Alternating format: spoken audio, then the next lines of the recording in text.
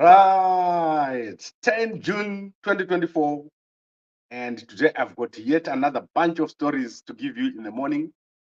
And I do this every morning so that we're all aligned as we go into the day. And it's a Monday. I enjoy these bulletins on Mondays because I've got so many new things to say and so many things to show you that are happening around our country. And today I've got a big story to start with, which is the military bosses have boycotted Mnangagwa as he arrived at the airport. So normally the military bosses of Zimbabwe, they come and receive Mnangagwa. But after what has happened in South Korea and in Russia, the military bosses have not arrived at the airport, and only Kembo Mohadi was over there with Upam Chinguri. So you can see that the group of people that we have here is very small. There is Chiwenga over there, there is Kembo over there, and Upam Chinguri. These were the only high-level people over there. And Mnangagwa had to be received by members of ZANU-PF for the first time in a very, very long time. The top military brass was not present when Mnangagwa arrived. They were not queued up. Normally they queue up for Mnangagwa, but they were not there. After Mnangagwa made that embarrassing mistake in Russia, Mnangagwa has embarrassed the Zimbabweans with his statements on Zambia and seeking military support, something that was unexpected. Kembo Mohadi could barely stand. He is so sick that he cannot stand properly, and he had to go over here. And I hope to get you a video of Kembo Mohadi walking, and you see what I'm talking about. This is terrible, what is happening to Mnangagwa. This is the lowest moment for Mnangagwa because things are falling apart around him. And talking of the Zambians, the Zambian government has officially complained to Zimbabwe. They have sent an official complaint over Mnangagwa's statements through the Ministry of Foreign Affairs. So Zambia says they are not going to look at this thing or talk about it in public, but they are looking at this as a bilateral issue. Remember what I mentioned, that Zambia is going to complain. President Hakainde Hichilema is not going to take lightly to what Mnangagwa said when he was in Russia. So spokesman Cornelius Mweeta has said that they have sent a complaint to the Zimbabwe government and they want to clarify what Mnangagwa meant by his statements when he was in Russia, when he was talking to Vladimir Putin, president of Russia, when he said he needs protection from Zambia. What exactly did he mean? But I think Mnangagwa did clarify a little bit. What Mnangagwa said is that Zimbabwe now wants to join BRICS. So BRICS is the grouping of all these countries like Brazil, Russia, India, China, and South Africa. So I guess it will now be BRICS Z if Zimbabwe was to join over there. I don't think they'll allow him to join. I don't think anyone will allow Mnangagwa to become part of the bloc. Zimbabwe's got nothing to offer to these guys. And I hope that they stay away from Mnangagwa as much as possible because he's not going to be in office for a long time. And whatever decisions they make, they're not going to hold. I can assure you of that. That is almost a certainty. The way things are going for Mnangagwa, it's clear that there is going to be a massive problem. And when I talk of the way things are going, I'm talking about the ZIG. The ZIG is a massive problem. Things are going badly with the ZIG. No one is accepting it, especially food outlets. People are struggling to transact with the ZIG. And ZANU-PF has dispatched a number of people to go all over the country, including Mnyaradzi Machacha here. So Mnyaradzi Machacha was sent out this week to Bulawayo to try to convince people to use the ZIG. And other women were sent to women's groups. They were sent, especially in Bulawayo. No one wants to touch the ZIG in Bulawayo. And this is a very big problem. And I cannot believe it. My Bulawayo people, they don't listen to ZBC. They also do not touch the ZIG. So this problem is so advanced in Bulawayo that they are finding it difficult to get any takers for the ZIG. People just prefer to use the rand and the US dollars. So the Zimbabwe government has now noticed that this is the pattern. To make matters worse, the ZIG is not widely available. So from a current perspective, Mnangagwa has failed, and the Reserve Bank of Zimbabwe is a total failure. I also want to point you to the issue of the fake ZiG. Remember, I've been telling you that fake ZiG is being dumped into the market. People create fake ZiG and they throw it into the market. Today, I'm going to show you a real story which is in court about fake ZiG. So when I tell you something here, you must understand what I'm talking about. Fake ZiG is the reason why people don't want to transact with the ZiG. Most of the ZiG that you see in the swipe is not real. It's fake. It's not real money. That thing is a fugazi. I told you long back before it even came that the ZiG is a fugazi. And people that know how to create fake ZiG from thin air, and then they put it in the market and make you think you've got money. But before I go there, let me go to General Chiwenga. General Chiwenga has arrived in Tajikstan. So that is General Chiwenga there and Colonel Miniyothabo. They've arrived in Tajikstan for the water summit. And this is an extremely important summit, and I want to mention why. There is water shortages in Harare. Water has not been coming out in suburbs like Glenview, Glenora, places like Anarua. They have got low water pressure, and most of the time the water is dirty. And the intention of this summit for Vice President General Chiwenga is to obviously look at ways to bring clean water to Zimbabwe. I hope that they come back with something here. And Tajikistan, let me show you where Tajikistan is on the map so that you understand. So that is Afghanistan there. And at the top of Afghanistan is Tajikistan, China, and then at the bottom there's Pakistan, Iran, and then Turkmenistan here on the left. So that is where this place is.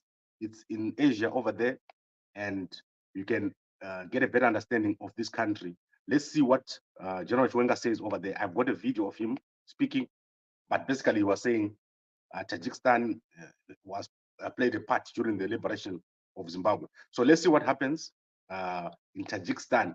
It's very interesting for me. I always follow these guys when they go on summits, and obviously Colonel Miniyothabo is someone that we follow very closely here to see what they're up to when they go overseas.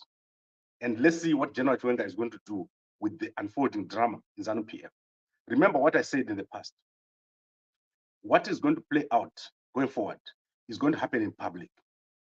If the civilians fail to deal with what's happening by the end of August, the thing that is coming afterwards from Mnangagwa, the ZANU-PF transition, is not going to be smooth.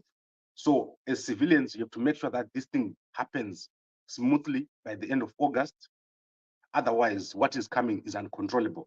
No one wants to deal with Mnangagwa. There is a lot of unhappiness around how Mnangagwa is handling the situation in Zimbabwe.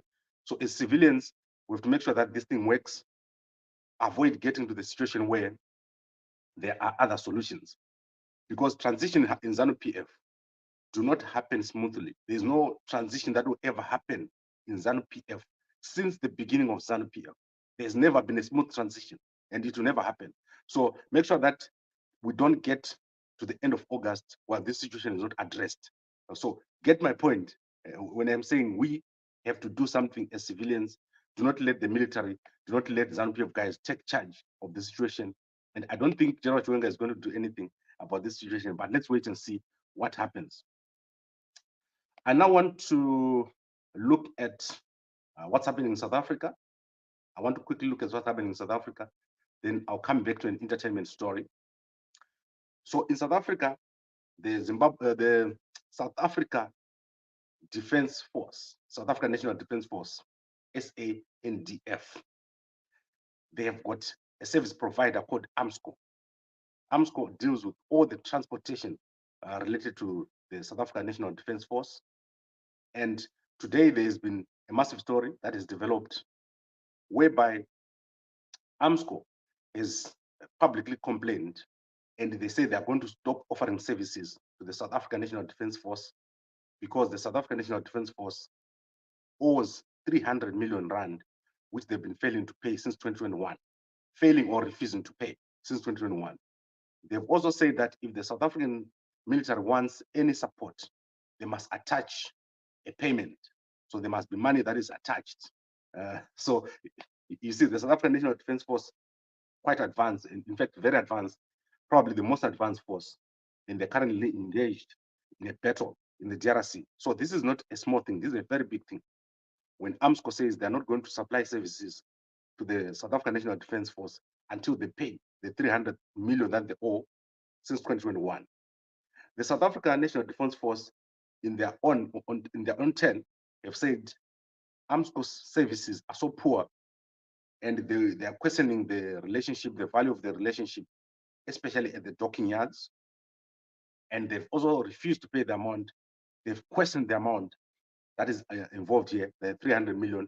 They say that how was that money calculated? And so there's a big problem between the supplier, AMSCO, and the South African National Defence Force, whilst the Navy is complaining that AMSCO is not providing proper services at the docks. So this is a big story, big military story, because normally this is not supposed to be out in the public, and the South African military is complaining to say, how did this letter find its way into the public domain? So you find that story in the main newspapers in South Africa, and obviously the opposition party, the DA, is involved over there. They're saying there's mismanagement of the military, there's mismanagement of security within the country. So you can go and check that out. This is a big story in South Africa, and I'm sure there'll be certain repercussions of that story coming out in the public. Then I want to wrap up with an important story, but before I wrap up, obviously I need to check if I have not left something here uncovered that I want to cover. Remember, I'll be back here in the evening. I always come here in the evening. And today we've got a bunch of documentaries to put out.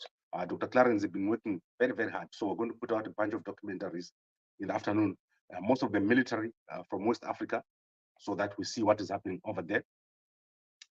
But I want to take you to the story of what's happening at the borders. So Charlton Wende, who is the chairman of the Public Accounts Committee, has been at the Victoria Falls, at the Beitbridge border. So that is Charlton Wende. So let me show you the picture of Charlton Wende over there. Charlton Wende is now working under Sengezo Chavangu, and he went over there representing Sengezo Chavangu, and they were inspecting the Beitbridge border and issues that have been raised.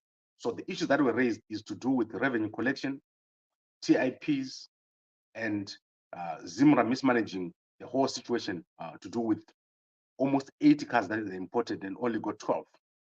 There's also the issue of goods rotting in the houses, in the warehouses, due to the legislation. So this is Charlton Wende here. You can see him over here. He's the chairperson. He's the only one wearing a suit. Charlton Wende, very interesting. And obviously, there is a big dynamic here, which is to say, Wende has allowed himself and has agreed to work under Sengezo Chavangu. This has to be dealt with in terms of opposition. We cannot have the situation where the opposition is being run by people who are not supposed to be there. So, but anyway, the issues here still stand. There is issues at Beitbridge. Charlton Wende is looking at them, but I do not think these are the right guys to look at the issues. So, guys, let's push this thing. Let's not allow this situation to persist. That is happening here in the Zimbabwe Parliament. The Zimbabwe Parliament is a fraud. Currently, the people that are there are not supposed to be there. The right people are out of Parliament. So this needs to be addressed. And the way people are quiet is causing this situation to continue. Looking at the borders, there's been a massive change in the statistics at the borders. So this graphic is in the Sunday newspaper. You can clearly see that Victoria Falls border is shooting up sharply in terms of traffic, and Beitbridge is now at least only 10% more traffic at Beitbridge compared to Victoria Falls, with Mutare and Nyamapanda are following very closely. There's a problem at the Beitbridge border, and they cannot manage traffic properly.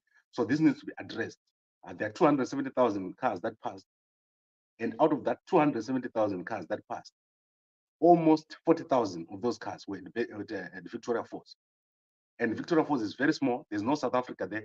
That means trade with Zambia is very high. And Mnangagwa needs to manage himself when he talks about Zambia. Zambia is critical. There are so many students in Zambia who are from Zimbabwe. Zimbabwe is failed in the education sector, and Zimbabweans who work in Zambia, there's a lot of them, business people who are at Zambia, a lot. And as I was showing you, I'm just showing you how much traffic there is between Zimbabwe and Victoria Falls. I'm not even talking about the other borders. So Zambia is probably the biggest trading partner right now of Zimbabwe compared to any other, because you have to add, I'm sure there's Chirundu there. So add Chirundu over here, and then add Vic Falls over there. That is 19% plus 12, which gives us about 33%. So South Africa is now less than Zambia in terms of traffic. And Mnangagwa is out in Russia talking as if he knows what he's talking about, but he doesn't.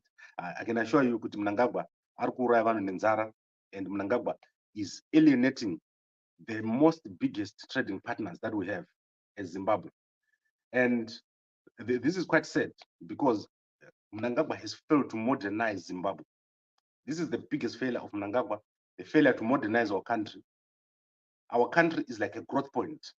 I saw young Kundai, he did a video driving from Avondale to the city center and to the Westgate shopping mall. It's almost as if you're in an old movie, the way that Mnangagwa has destroyed the infrastructure around our country. Everywhere you go, things are looking terrible. Things are not moving. And Mnangagwa is the problem. I want to keep repeating this so that you understand. With the ED in office, nothing is going to work. The first step will be to get rid of Mnangagwa and get in place someone who knows what to do, how to address the situation. We've got a very, very serious problem. It's terrible. Then I want to quickly go to Victoria Falls. I want to stay in Victoria Falls for a while. And I'm going to be in Vic Falls very, very soon. You're going to see me there. Vic Falls is becoming an amazing town. It's actually becoming a city. There are so many developments over there. And I know the Joanna Maumbe is complaining about what's happening in Vic Falls, because she says the stadium is going to destroy the environment. But I want to show you an even bigger development that is coming. And that has been announced by Liberty Life, Fidelity Life, I'm sorry, here. So Fidelity Life is applying for the environmental management certificate for the construction of a mixed use development that includes a hospital, houses, and a lot of other things over here. So I'm going to put this on Gambakwe. You can check it out after about an hour. There is massive development taking place. And this development that I'm showing you here is at Chinotimba, 4 kilometers from the city center of Victoria Falls. Vic Falls now needs to be managed properly. It's got the Victoria Falls Stock Exchange. The mayor of Vic Falls, probably now the most important person in Zimbabwe. And I hope that they continue to manage this thing. It's terrible what's happening with the other places. And to make matters worse, Hwange is just barely 100 km from Victoria Falls. There is the largest game park at Hwange. And these guys at Hwange are failing to connect the dots and make this a super developed area. So from Hwange to Vic Falls, the bed is road. The road is bad. There is no services in between. And if I was the Hwange guys out, make sure that I capitalize on what is happening. Make sure that people can get to the game park, put in place some shuttles, make this thing work. Because the way things are improving in Vic Falls, you want more people to come. And then with Barbara, she needs to fix the road with Mnangagwa. They need to fix the road from Bulawayo. That road is a mess. The potholes on that road are so bad, the road from Bulawayo to Vic Falls, that a tourist, once they arrive in Vic Falls, they've got no choice but to go to Zambia. That's why you see this traffic, this huge amount of traffic coming from Vic Falls going to Zambia instead of Vic Falls to Bulawayo. And this has got massive impacts, because once a tourist goes inland, that's when they start using money. At the moment, all the money is being spent outside of Zimbabwe, because your ATMs don't work. You've got the fake ZIG, and the fake ZIG is a mess. So let me take you to the fake ZIG so that we don't keep going here. Right, so let's talk about the fake ZIG. I've been telling you that people who know at EcoCash, at Net1, at the Reserve Bank of Zimbabwe, at the banks, have been creating fake ZIG. Then they take that fake ZIG, put it in soy machines, and then they swipe and get your dollars and they run. So basically, they're criminals. Now let's look at what has happened this week. Two Kambuzuma men are facing fraud and money laundering charges after they allegedly hacked in the Net1 wallet and stole 1 million ZiG. Martin Lauren Gona and Owen Ngonyora appeared before Harare Magistrates Court over the weekend and are back again today for bail consideration. Right. So the complainant is Net1 Cellular, represented by Takaite Chitekwe. The court held that between 10 and 13 May this year, the duo hacked into the Net1 wallet system and fraudulently transferred 1 million using 545 transactions into Gona's one wallet transaction. It is the first case that the 1 million was fake ZiG. Did you hear the word that I mentioned? The 1 million was phantom money, which was fraudulently created and transferred by the duo. Guys, when I tell you things here, do not think that this is a disaster. What Mnangagwa and the Reserve Bank are doing is crazy. So listen to carefully to what I'm saying here. We are watching a disaster. The Net1, the EcoCash, the banks, they do not know how much money they have in the banks. They do not know how much money they had before the ZiG. They do not know how much money they have after the ZiG. The Reserve Bank has got no clue what is going on. 545 transactions took place where money was created, fake money was created, and it was transferred out. The same thing is happening at the banks. People that know IT, people that are just criminals are creating fake ZiG and they're pumping it into the market. This thing is not once off. This is happening across the whole market. Fake ZiG is all over, and fake ZiG is a big, big problem. All right, let's look at then what happened. The phantom money was then processed through the Electronic Funds Transfer Corporation, Zimbabwe, ZimSwitch, and EcoCash before being supported or funded by Net1, One Money escrow account with the FBC Bank. FBC Bank, Swipe Money, EcoCash, everyone is in this thing. This is fake ZiG, it's a pandemic. After the process, all 545 transactions became genuine money. Did you get what I said? Fake ZiG, real money, US dollars. So they created fake ZiG, they put it on the market, no one knows what's happening, and it becomes real money. Your 1 million fake ZiG becomes US dollars from the air. So, and ZiG was recovered after the wallets were frozen, right? Do you see what happens here? They only heard about this after so from the whole money that was there, half of it was recovered. 525 accounts have been frozen this week. Multiply 525 by a million. That's 500 million ZiG. How much money is Mshavan printed? Why can't they pick up the balance problem at the end of the day? It's just when we work in the bank, every single day, the accounts must balance. The reason why they can't pick up is because they're creating fake ZiG themselves. So Net1 is creating fake ZiG, EcoCash is creating fake ZiG, FBC is creating fake ZiG, the Reserve Bank of Zimbabwe is creating fake ZiG. That's why they can't pick it up, because if they start to balance, as we balance it, you see what I mean? These guys are evil. Like the banking sector in Zimbabwe is a big scam, it's a fraud, and all these guys are criminals in suits who needs to be arrested. And guys like Martin, Lenmo Gona, and Owen Ngonyora, they're just doing what they need to do because they know that the whole system is a scam. The whole system is ZiG. It's a scam, big, big scam that is going to collapse very, very soon. The scammy behavior that you're seeing right now. And I've been telling you this. I thought most of you were like, Gambakwe is now gone crazy. Gambakwe is not crazy. Gambakwe is telling you what is happening in Zimbabwe. Fake ZiG is a pandemic. Now let's move on to something that is more interesting. In South Africa, Zimbabwean, so there's a Zimbabwean young man there called Zanda Moyo. So let me show you Zanda Moyo. He's a Zimbabwean. So Zanda Moyo is in court. So that is Zanda Moyo there on the right, wearing yellow.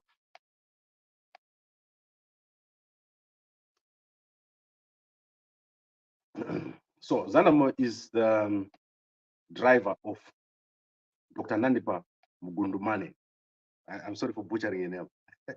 She is a criminal, and she's in jail right now. She's been deported from Tanzania with her boyfriend Thabo Bester. So you can see Zandamo is sitting. He's a Zimbabwean guy sitting with Thabo Bester here, and he was living in the house with Nandipa. So Nandipa is a former doctor who used to run a clinic, a static clinic. So where they do nails and fix your body and all that and inject you with all sorts of things. So Zandamo is the only person left out of the 10 people that were originally charged with Mugudumane. And the reason why he's the only one left is he's the only one who lived in her house. He drove multiple times with her from Zimbabwe, from South Africa into Botswana, and I think they've also been to Zimbabwe. He drove multiple times with her to Botswana and to Cape Town. And as I said, he lived in a mansion. He visited Thabo Bester in jail multiple times with Nandipa, and he knew that Thabo Bester was not what he was claiming to be when he was in jail. So he's currently on like charges, facing charges. He's in jail over there in South Africa. And people in Bulawayo have said this week, they told the Sunday News newspaper that they found something fishy. They thought that something was fishy about his lifestyle because he suddenly started to have a lot of money and his lifestyle had changed dramatically. So that is Zimbabwean Zandamo over here. If you see him sitting next to the accused, who is Nandipa and Thabo Bester, that is your Zimbabwean brother over here. And that's the reason why he's sitting with those people. I now want to go to the H Metro newspaper. Let me see if they published anything today. H Metro newspaper, Zimbabwe. So H Metro is not published. I'm not seeing the H Metro newspaper here. Let's see if the Chronicle newspaper is published. Chronicle Zimbabwe. If they publish anything, let's see. Yes, we've got the Chronicle newspaper, and the Chronicle newspaper is leading with the story that Mnangagwa saying Zimbabwe must join the BRICS. I don't think they'll allow Mnangagwa to join the BRICS. Mnangagwa arkuraya vanhu nenzara. Guys, what Mnangagwa is doing is terrible. It's a mess. I just told you about the fake Zig now. And when we talk about other things, it's even worse. And Mnangagwa will never admit it, but ever since he came into office, nothing has ever worked, and things are getting worse and worse. The Chronicle newspaper also is leading with the arrival of Mnangagwa and the fact that many people in Bulawayo are not accepting the Zig. And Bulawayo people, don't stop what you're doing. You're doing the right thing. Don't accept this fake thing that I just told you, how they're making it in Harare from thin air. So the Zig, I don't know if anyone can go to court and get things stopped. There is no one who introduces a currency and only puts the electronic money, which is they're manipulating so badly. And you have seen the case that I showed you now. It's very sad what is happening. The guys in Zimbabwe are doing something that has never been seen anywhere in the whole world.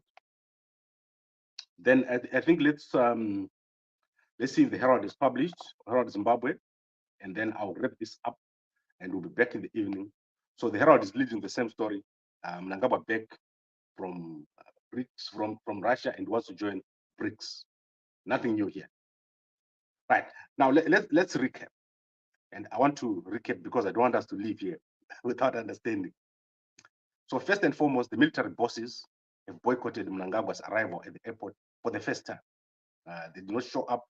Only ZANU-PF, only Opam Chinguri and Kembo Mohadi arrived here. And General Chiwenga is in Tajikstan with Colonel Miniyothabo here. They are looking for some water. And then, as I said, there is fake Zig. And this is now in court. Millions of fake Zig is being created from thin air and being dumped into the market. And 2 people have come out. For the first time, 2 people have appeared in court for 1 million Zig. That's a lot of money. And I've been saying this for a long time. Mandara RBZ, whistleblowing.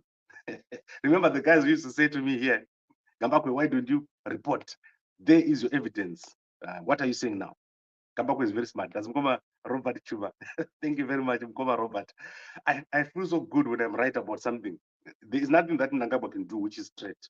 Mnangagwa jese join. I remember what I told you last month. The problem with why Zimbabwe is not modernizing is because Mnangagwa thinks he can just connect. You know what, like a baby connecting wires. This is the problem. Guys, let's not allow this situation to persist. Vanhu security, vanhu education sector, police, everybody. Do you see this criminal enterprise in Zimbabwe? How can you allow this criminal enterprise to continue? Like a zig being created willy-nilly, and this thing appearing in court, and the bank is not charged. Net one, the Reserve Bank is quiet. They're not going to charge Net one. They will not check what I told them to check. How much money was in the bank the day before the zig? How much money is in the bank now? Do you think people are stupid enough to accept the zig after what is happening now?